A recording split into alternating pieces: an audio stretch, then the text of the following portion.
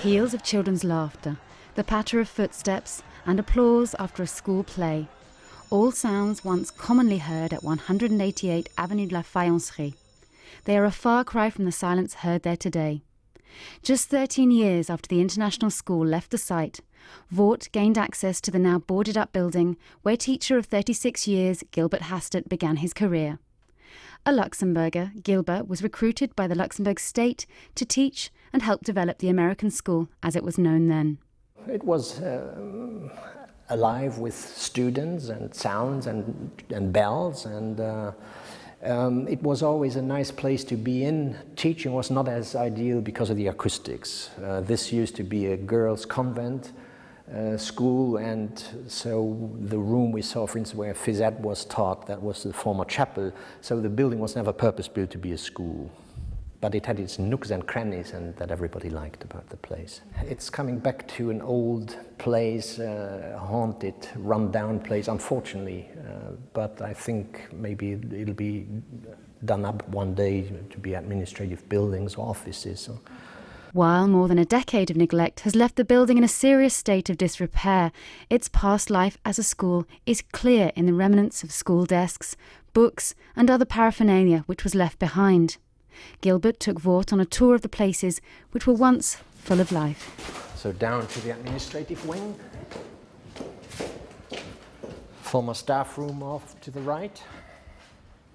Classrooms where we used to have lots of meetings. Okay, so here we're in the director's former office. This room is in a rather poor shape. There's water damage.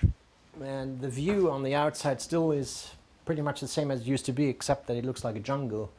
And this used to be St. Joseph, and so we've got the Virgin Mary up there.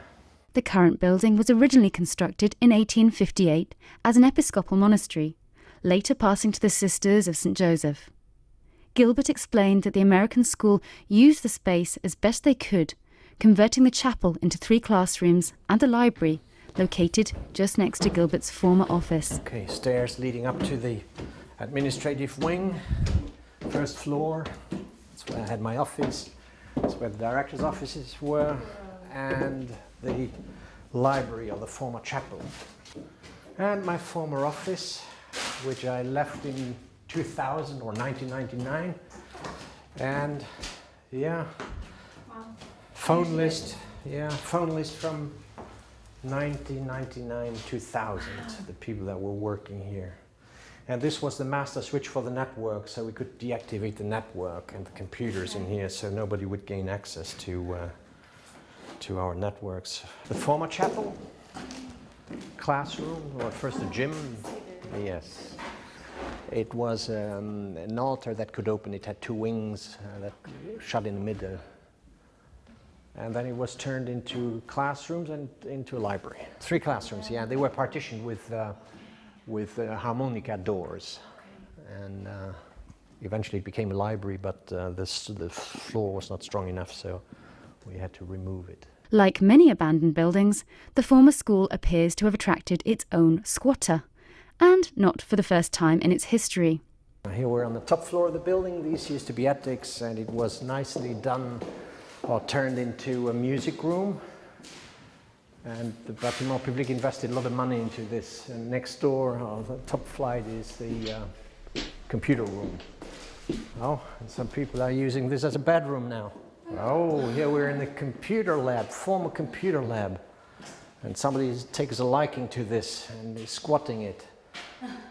That reminds me of a story. We had a teacher who was sort of a squatter, Ranger Rick, that's all I recall of him, but he used to live up on the other side of this building.